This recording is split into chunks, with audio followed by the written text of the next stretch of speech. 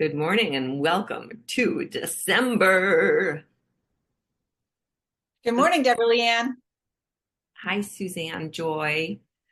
Um, it has been forever since we've recorded together. Well, we actually saw each other since we recorded one of these things together. So, um, I I know we have a lot to catch up on, and we will, but you'll probably feel a lot of that energy coming through as we talk to you today about we're continuing on the divine one.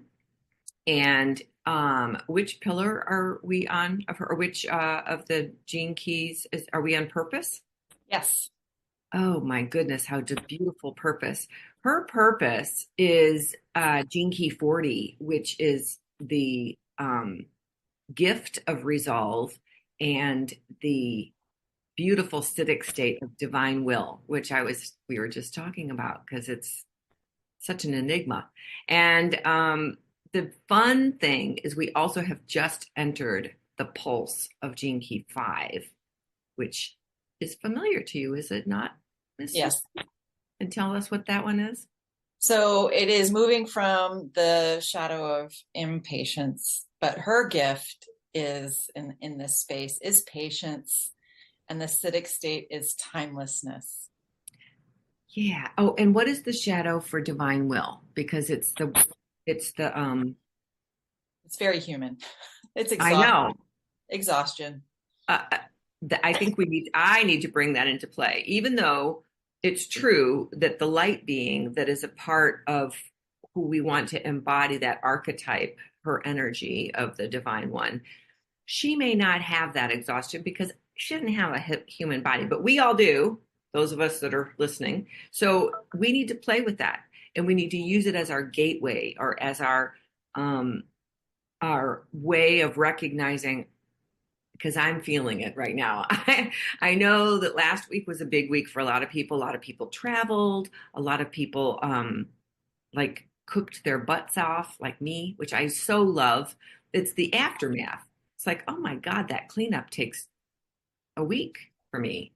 And, all the leftovers and putting them in different. Anyway, I am feeling, and also from the excess because what is Mm. Thanksgiving if not excess? Oh my We gosh. had like a 10-course meal with including pie and whipped cream that we have to wait until everybody's digested a little bit or walked or so let's talk about where do we go? How do we get into that place of resolve? How does that even fit into exhaustion? So there's two different types of exhaustion. There is the kind where we once we hit a wall and get to a certain point, we acquiesce and we just give up. It's more like they don't folks don't like value who they are and their energy. They don't feel enoughness. Yeah. Yeah. Um Because whereas they've absolutely like burned themselves to a yeah, crisp, we say. Burnout is a great example. yeah. And then the other exhaustion is contemptuous, when you're contemptuous. Oh, So that's like the denial of rage. And when we deny ourselves of that, we kind of stuff it and it and comes then off it comes out very sideways in an sideways. inappropriate moment. I might understand that one really well, actually. Yeah, I So mean, having such a beautiful time, and then all of a sudden somebody asks me a question, and I just go "Rah," and bark at them, and I'm like, "Ooh, where did that come from? yeah." And I'm like, "Yeah, this is my favorite holiday." It's so much work.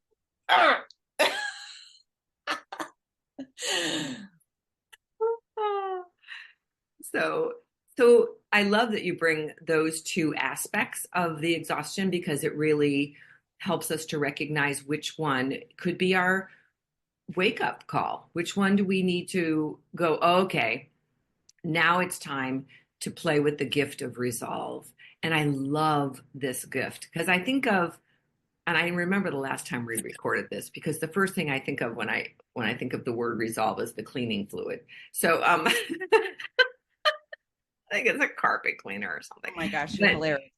But what I think about with resolve is it's actually an opportunity to say, okay, what do I want to not do anymore? What is like straw that broke the camel's back? And then can I get rid of like another couple bales of straw as well while I'm getting Exactly. rid of and simplifying and paring down? And that is such a great lesson for every one of us. And it's funny because everywhere I've gone, my daughter and I ran errands last week to take a car full of stuff to a couple of different donation places. I know you just helped take a whole truckload of donations as your friend moved. And I'm thinking, this is the time of year when we are like, I need to because it allows me to slow down. And I think of winter in the Northern Hemisphere as being a slowing down process. A Well, more, and I think that that's where we are in the pulse, right? oh, So that, that's where they come together. yeah. So, yes, exactly. And I was trying to explain that to my my daughter's visiting. She and her boyfriend from Australia, but her boyfriend is from the Brazilian culture, and so that South American thing, he doesn't understand that December and Christmas and New Year's is a quieter time, and he matches my daughter, who always likes to be on the go, doing something, but then he can't keep the what do you call it, the ever ready but the bunny that keeps going, he can't do it. He can't match her. And he's a pretty good partner for her, but she'll just keep going. And he just kind of hits the wall. And I'm like, this is what we mean by winter here. That's why Well, it's so cold. You're not just supposed to go out and like hang out all day outside. well, and two, I think learning that art, I think that our culture has gotten so inundated. Look at how this season makes us behave like crazy people. Oh, I yeah. mean, if we pay any attention to it, it's buy now, buy this, one click, fast, instantaneous. And I think that when have we ever slowed down to pay attention to our breath or to sip our tea or coffee or pet our cat and enjoy and luxuriate in that space? And it's The as nothing face and the the doing. nothing space, right? And where Richard talks about this is Richard Rudd with the Gene Keys, by the way. He talks about the art of doing nothing, and so it's really about learning how to relax in your own cells, because the opposite town of this key in the shadow, he says, is the shadow is one of the most deep-seated causes of cancerous diseases on the planet. And so how can we be in resolve where we can find that inner balance of taking the steps that we're called to take when we're called to take it, rather than trying to just crank more out all the time, and really listening to your life, the subtle cues in your life to know when to do something and when to be quiet and when Before to, we hit the wall. right. So this is why when you said something about introvert, tell me about that too, because you brought that into play. When I look at Karen Curry Parker's description on it, she's like, the keynote is, this is in the will center, the gate is in the will center, and this is being introverted. It's loneliness, but it's not personal. This is allowing you the space and the grace to go inward. Yeah. And that's that surrender. And what Richard calls this citic state, and just thinking about the divine one, it's divine relaxation, because you know that everything in life is playing yeah, optimally, because yeah. that's how you're designed. There is nothing wrong with you. Nothing. He talked about in business in that way too, that if you are doing what you love and you've pared away all of those things that are in the way of keeping you on your creative, love, juicy soul path, that's when customers come, opportunities come, the finances are there enough to support you with your, I mean, it is, we feel like we have to go out and get, which comes from scarcity versus, and then we surround ourselves with a whole bunch of stuff to help us feel secure. Right. What we're needing is to pare away and simplify and return to what makes our heart sing, right? And that was so good for me to hear because we've been struggling on, do we push another cohort of this program? You know, I'm in this same thing with my business, and we both of us suffer with that force in our gene keys and our profile. And we're like, my partner and I, so we're like, can we just, what if we just said, hey, we're inviting people. If you're interested at all, let us, we have this put together and we're happy to break it up and do it in modules and customize it for you. And just put that on the website and let it be. People that are interested will come, and trusting that.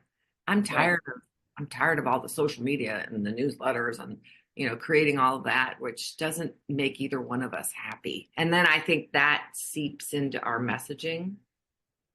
So it's not attracting. It's not as pure and beautiful and loving like it was in the beginning when we were first like, we're just sharing what we want to do. What do you think about this? And people were like, I'm in, you know, and this time we're like, we need to do this. We need to get another. And we're like, no, maybe. You got to follow that, the subtle cues of how you're designed. If it's doesn't feel in alignment, it's going to come off. And that's where the attraction is not going to be. Yeah. And I don't like that either. And I don't like being sold to right now. So we were just talking about, that's another simplification you can do is clean. I meant like get off all the email. Get off all the, oh, especially after I was noticing how many activism programs, emails I'm on. And I love hearing what's going on with all of these different places who are always asking for donations. But can I just pare that down and make it simpler? So I'm in the process of making a list of everybody and then kind of doing a feeling into who do I want to learn from and stay in touch with. That's a simple thing you can do this week is cleaning out your inbox.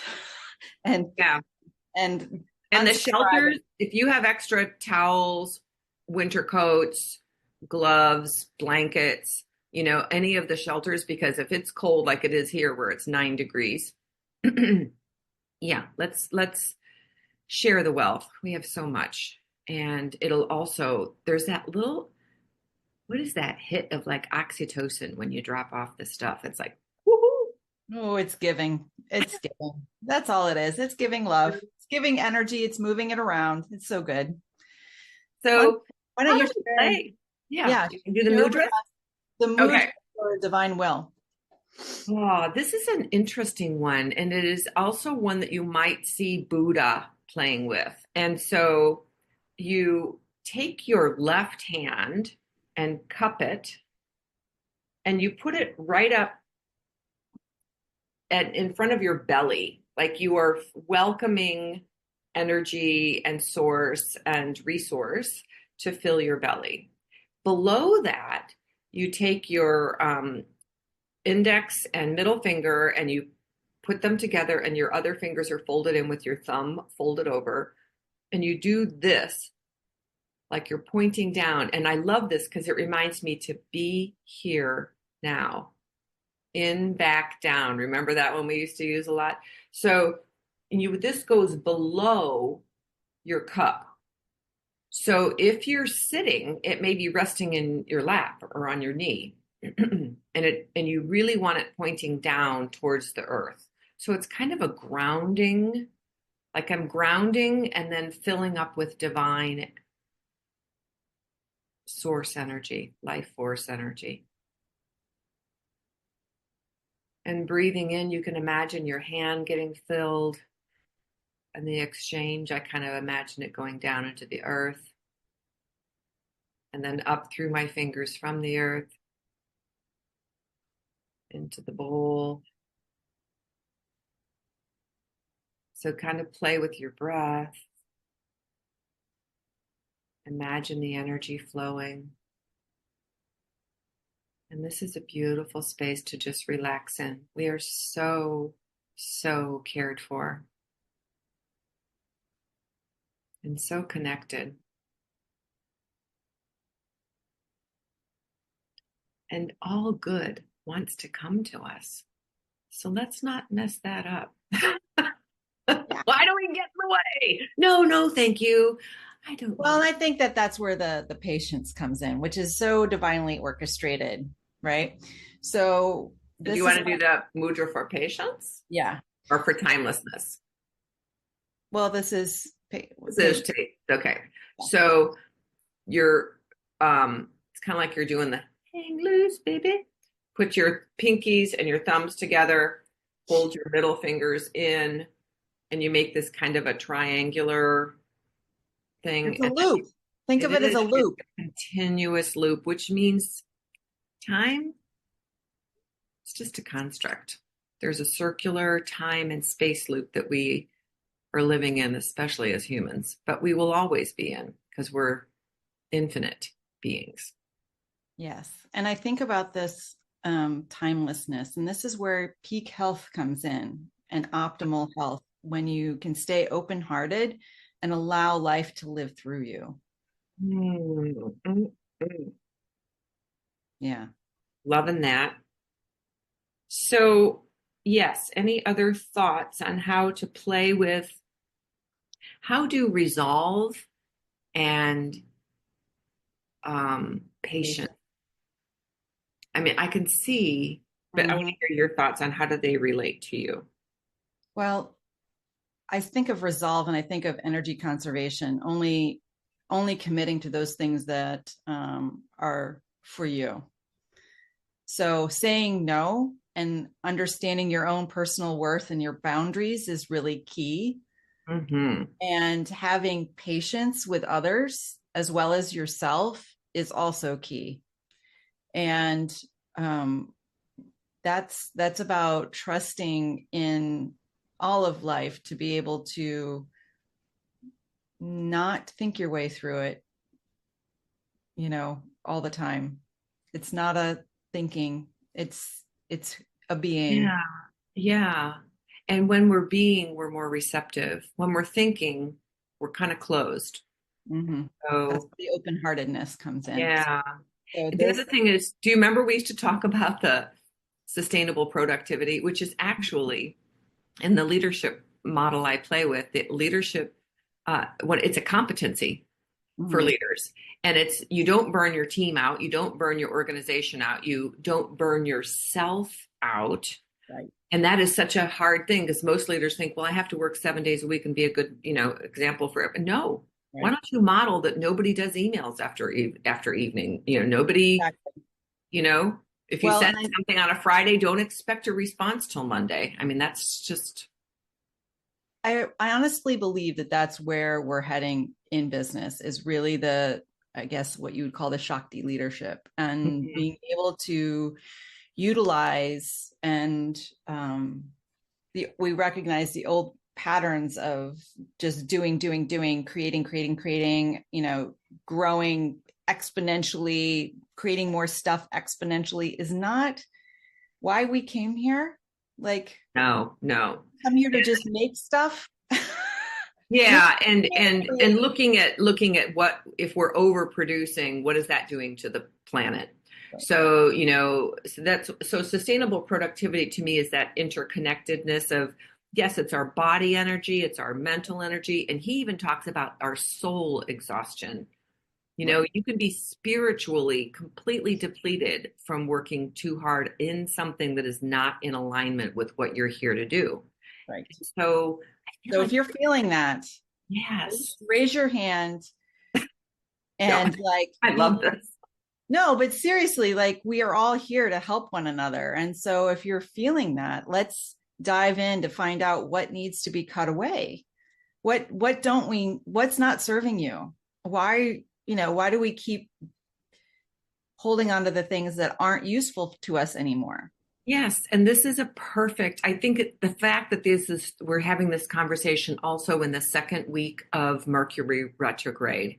which has a lot to do with this is the time to pause, clean up, clear out, make sure everything's in alignment. What do I not need anymore? Oh, this can go. Oh, this doesn't fit me anymore.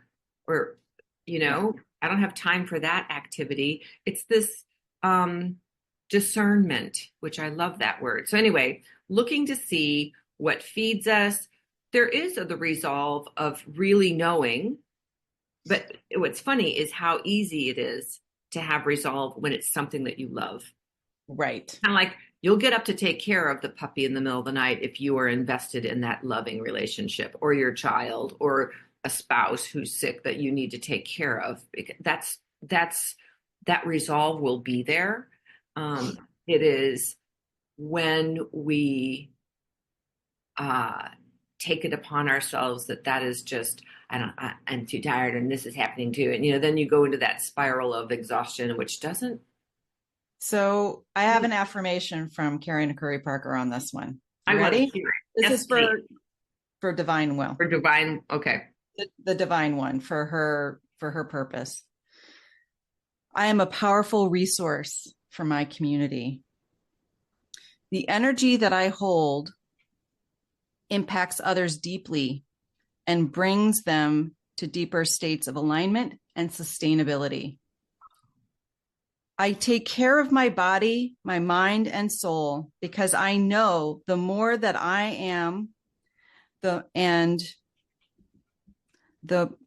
more that I am, and that the more I have, the more I can give to others. I take care of myself first because I know that good things flow from me. I am valuable and powerful, and I claim and defend the story of who I am, who I Mm, truly am. mm.